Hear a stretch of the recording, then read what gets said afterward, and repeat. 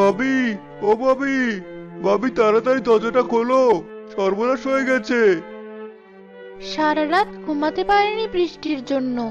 এত সকালে আবার কে এসে দরজায় শব্দ করে? আরে মুহিব ভাই, তুমি যে, এত সকাল সকাল কি হয়েছে? ভাবি, সর্বনাশ হয়ে গেছে। সবুজ ভাইয়ের দোকান রাতে আগুনে পুড়ে গেছে। সবুজ ভাইয়ের অবস্থাও খুব খারাপ, তাকে হাসপাতালে নেওয়া হয়েছে। কি বলছো? এ কিভাবে সম্ভব? সৃষ্টিকর্তা, এ তোমার কেমন পরীক্ষা? চারদিক থেকে আমাদের এভাবে সর্বশান্ত করে কেন দিচ্ছ? মা, তাড়াতাড়ি চলো বাবার কাছে। না জানে সে কত কষ্ট পেয়েছে।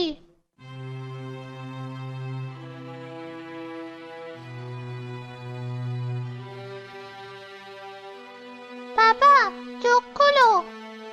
এখন ওনাকে ডেকো না মা, ওনার অবস্থা খুব বেশি ভালো না, একটু বিশ্রাম নিক।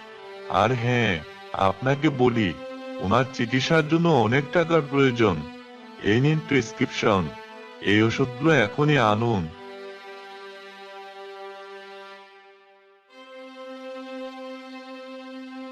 কি হবে? এবার কি করব? ঘরে আজকের খাওয়ার মতো যার অবস্থা নেই, সে এত টাকা কোথায় পাবে? মা, আমাদের শেষ সম্বল বলতে তো আরেকটা জিনিস আছে, আমাদের ধবলি। তুমি ওকে বিক্রি করে বাবার চিকিৎসা করাও। হ্যাঁ, এটা ছাড়া আর কোনো পথও নেই। তোর শখের ধবলিকে যে এবার বিক্রি করতে হবে।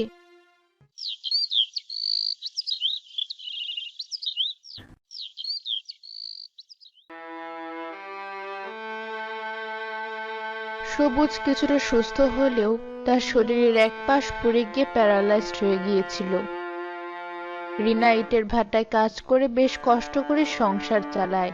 পাশাপাশি তার বাড়ির সাথে এক টুকরো জমিতে কিছু গমও লাগিয়েছিল সে।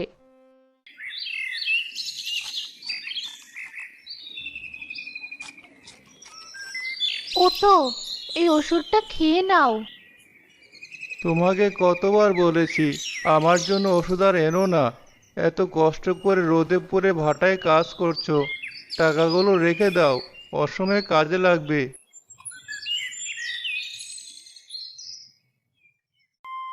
চাচা, তোমরা কেন? আমরা কি তোদের বাড়িতে আসতে পারি না? না হয় জমি জমা নিয়ে একটু ঝগড়া লেগেছিল তোর বাবার সাথে, তাই বলি কি তোরা আমাদের পর? তোরা তো আমাদের আপনজন। না, তোমরা তো আমাদের বাড়িতে আসো না। বাবা এতদিন বিছানায় পড়ে থাকলো, একদিনও আসোনি, তাই জিজ্ঞাসা করলাম। হ্যাঁ, আসেনি, তখন রাগ ছিল তাই। যাই হোক, যে কথা বলতে এসেছি, জমিতে তো দেখছি ভালোই গম হয়েছে। এবার গম উঠিয়ে তোমরা আর ওই জমিতে চাষ দিবে না। কেন ভাই? জমিটা হিসাব মতো আমাদের, কষ্ট করে চাষ করেছে বলে এবার ছাড় দিলাম। পরিত্যক্ত জমি ছিল ওটা, এত কষ্ট করে আমি আর মা জমিটা ঠিক করলাম, আর এখন বলছো জমিটা তোমরা নিয়ে নেবে? এত ছোট একটা মেয়ে কেমন মুখে মুখে তর্ক করে দেখো। তোদের বলার কথা বলে গেলাম, বাকিটা সময় হলে আমরা বুঝে নেব। বাড়ি চলো এবার। শুনলে তো তোমার ভাই কি বলে গেল? কিভাবে চালাবো আমরা এই অভাবের সংসার? না খেয়ে তিনজনেই ঘরের ভিতরে না হয় মরবো, তারপর ও যা বলে তাই শোনাবো। মানুষ হিসাবে ও যে বেশি সুবিধার না, কখন কোথা থেকে ক্ষতি করবে বুঝতেও পারবে না। ও যে আমার আপন ভাই হয়েও এত শত্রু হিসাবে আমাদের কেন দেখে কে জানে।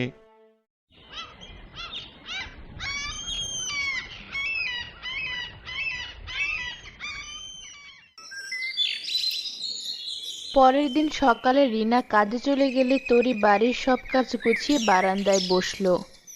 আমাদের জীবনটা কত অদ্ভুত! সব গরিব মানুষের জীবনে কি এত কষ্ট? ভাঙা ছাদ, দুবেলা খাবার, আর ময়লা ছেঁড়া পোশাক।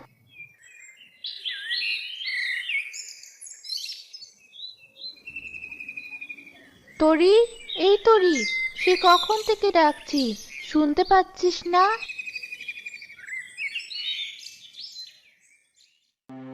মা, তুমি আজ এত সকাল সকাল চলে এলে যে, কাজ নেই নাকি? না মা, মালিক আর কাজে নেবে না। সে ভাটা বন্ধ করে দিয়ে বিদেশে চলে যাবে। এবার আমাদের কি হবে মা? আমরা সত্যি সত্যি এবার যে না খেয়ে মরবো।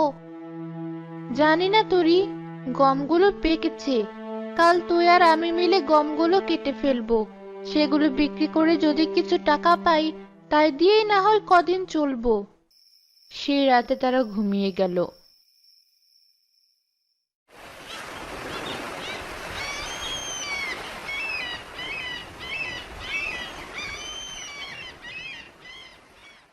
পরের দিন সকালে উঠে তরি ও তার মা মাঠে গিয়ে দেখলো একদল হাতি তাদের গমের ক্ষেতটা খেয়ে প্রায় শেষ করে ফেলেছে।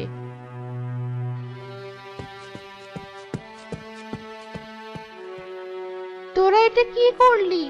আমার একমাত্র সম্বলটাও তোরা খেয়ে শেষ করলি? এতগুলো হাতি একসাথে তোরা কেন এলে আমাদের খেতে? তোরা কি জানিস এগুলোই আমাদের পেটের খিদে নিবারণ করবে? তোরা যে আমাদের পেটে লাথি মেরে গেলি, আমরা তো এবার না খেয়ে মারা যাব।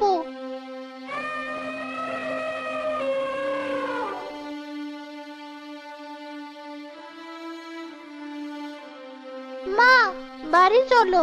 এখানে তো আর অল্প কটা গম আছে, এগুলো আর কি করবি? ওগুলোই কেটে নিয়ে চল মা। ঘরে যে খাবার আছে তা দিয়ে একদিন চলবে। তার পরের দিন না হয় গমগুলো কুটে কটা রুটি বানিয়ে খাবো। একটা দিন তো চলবে। ক্ষেতের মাঝে খুব সামান্য পরিমাণ গম ছিল। তারা সেগুলো কেটে বাড়ি নিয়ে শুকাতে দিল। দেখতে দেখতে দুদিন পার হয়।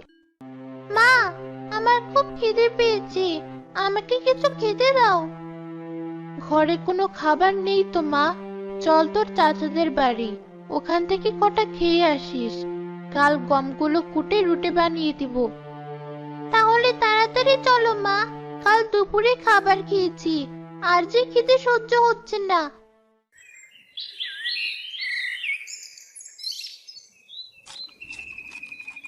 চাচা, চাচি, ওই যে হাজির হয়েছে। নিশ্চয়ই কিছু নিতে এসেছে। এদের লাজ লজ্জা বলে কিছু নেই নাকি? যখন তখন যার তার দ্বারে হাজির হয়। কিরে, কিছু বলবি? চাচা, আমাদের বাড়িতে কোনো খাবার নেই, আমাকে কটা ভাত দিবে? কাল দুপুরে খেয়েছি। আমাদের ভাত নেই, যা ছিল আমরা খেয়ে নিলাম। যখন তখন এটা ওটা নিতে আসিস। সবসময় তোদের জন্য কি আমরা এটা ওটা নিয়ে বসে থাকি? ছোট মানুষ, ওকে ওভাবে বলছো কেন বোন? তোমরা তো আমাদের আপনজন, তোমাদের ছাড়া কোথায় যাব? নেওয়ার সময় আপনজন, এই ছোট লোকেরা অভিনয়ও পারে ভালো। যা এখান থেকে, আর কোনো জিনিসের জন্য আমাদের দ্বারে আসবি না। আমার বিরক্ত লাগে তোদের দেখলে।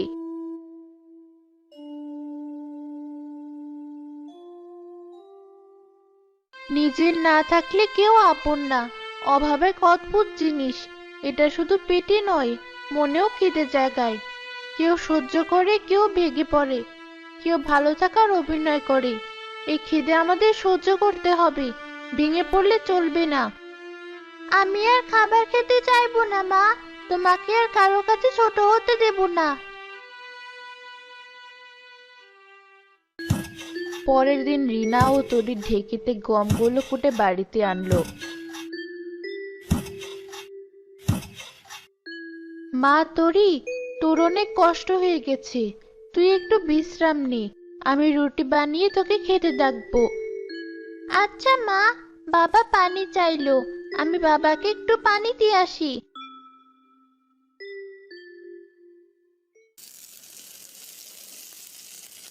রিনা আটা মেরে একটা রুটি বানাতেই রুটিটা সোনার রুটিতে পরিণত হলো। এমনকি যে পাতিলে রুটিটা রেখেছিল সেই পাতিলটাও সোনাতে পরিণত হলো। এটা কিভাবে সম্ভব? এ তো জাদু। তাহলে এই রুটিটা যে পাতিলে রাখবো সব কি সোনা হবে? রিনা রুটিটা যে পাতিলে রাখছিল সবগুলো পাতিল সোনায় পরিণত হচ্ছিল। তরির বাবা, তরি, এই দেখো। হঠাৎ রিনা হোঁচট খায় আর রুটিটা গিয়ে সবুজের গায়ে পড়ে। সাথে সাথে একটা উজ্জ্বল আলোয় আলোকিত হয়ে সে সুস্থ হয়ে যায়। আমি আমি ভালো হয়ে গেছি। বউ দেখো, আমি উঠে দাঁড়াতে পারছি, হাত পা নাড়াতে পারছি। এটা কিভাবে সম্ভব? সবই জাদু রুটির জন্য। এমনকি এই রুটি যে পাত্রে রাখছি সেটাই সোনা হয়ে যাচ্ছে। দেখেছ মা, সৃষ্টিকর্তা আমাদের দিকে তাকিয়েছেন। আমাদের এই কঠিন অভাবের সময় ঠিক একটা ব্যবস্থা করে দিয়েছেন তিনি। এবার আর আমাদের কোনো অভাব থাকবে না। হ্যাঁ মা, সব ওই হাতিদের জন্য হয়েছে। ওই হাতিগুলো কোনো স্বাভাবিক হাতি না। সৃষ্টিকর্তা আমাদের ছোট জিনিসগুলো কেড়ে নিয়ে বড় জিনিস দিয়েছেন। দেখতে দেখতে তারা অনেক ধনী হলো। টাকা পয়সা, বড় বাড়ি, কোনো কিছুর অভাব ছিল না তাদের। যা কিছু এতদিন তারা কল্পনাও করেনি, সে সবই এখন তাদের হাতের নাগালে। এসব তার ভাই সুমন ও তার বউ কোনোভাবে সহ্য করতে পারছিল না। এভাবে আর কতদিন হাত পা গুটিয়ে বসে থাকবে? যারা কিনা দুদিন আগেও ভিখারির মতো আমার দ্বারে এসেছিল, তারা হঠাৎ করে এত ধনী হলো, আর আমরা চেয়ে চেয়ে দেখবো? এছাড়া আর কি করবে এখন? অপদার্থ, তুমি কোনো কাজেরই না। চলো গিয়ে খুঁজি তাদের ধনী হওয়ার কারণটা কি। হ্যাঁ, তাই চলো। তারা দুজন সবুজের বাড়ির জানালায় লুকিয়ে দেখলো একটা সোনার রুটি সবুজ ও তার বউ যে পাতিলে রাখছে সেটাই সোনার হয়ে যাচ্ছে। দেখলে? দেখলামই তো। তাহলে বলো এবার কি করতে হবে? ওরা এখান থেকে চলে গেলেই ওটা চুরি করতে হবে। রিনা ও সবুজ রুটিটা খাটের নিচে রেখে পাশের ঘরে যেতেই সুমন ঘরে ঢুকে রুটিটা বের করে আনলো।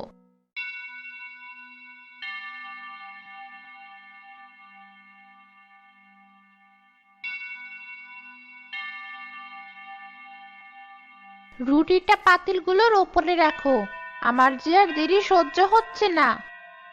আরে দাঁড়াও দাঁড়াও গিন্নি, রাখছি তো, এত অধৈর্য হও না। সুমন রুটিটা একটা পাতিলের উপর রাখতেই রুটিটা গলে পাতিল ভর্তি পোকা হয়ে গেল।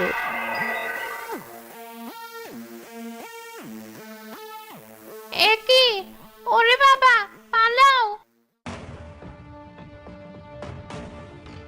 গিন্নি, পোকাগুলো আমাদের পিছু নিচ্ছে, তাড়াতাড়ি দৌড়াও।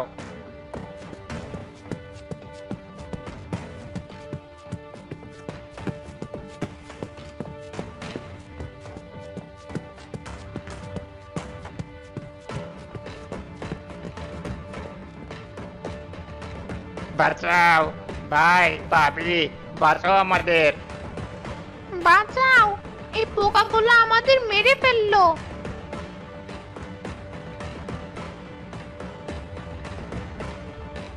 এ কি, তোমাদের গায়ে এত পোকা কেন? ভাই, লোভ করে তোদের জাদুর রুটি আমরা চুরি করেছিলাম, তারপর দেখ আমাদের কি অবস্থা হয়েছে। ভাই, আমাদের ক্ষমা করে দে, এদের থেকে বাঁচা আমাদের। সুমনের কথা শেষ হতে না হতেই সব পোকাগুলো তাদের শরীরে বসে মুহূর্তের ভেতর তাদের অদৃশ্য করে দিল। পাপীকে কখনোই ক্ষমা করতে নেই। এরা পাপ করতে করতে সীমা অতিক্রম করে ফেলেছিল, যার কারণে এদের প্রাণ দিতে হলো। মা দেখো, জাদুর রুটি কথা বলছি। আমাদের যে আর কোনো কিছুর প্রয়োজন নেই। এই জাদুর রুটি আমাদের কাছে থাকলে না জানি কবে আমাদেরও লোভ বেড়ে যায়। হ্যাঁ, তুমি ঠিক বলেছ। জাদুর রুটি, তুমি আমাদের অনেক উপকার করেছো। আমাদের অভাবের সংসারটাকে আলোকিত করেছো। আমরা তোমার কাছে সারা জীবন কৃতজ্ঞ থাকবো। হ্যাঁ, এবার আমারও ফিরতে হবে আমার স্থানে। তোমরা ভালো থেকো।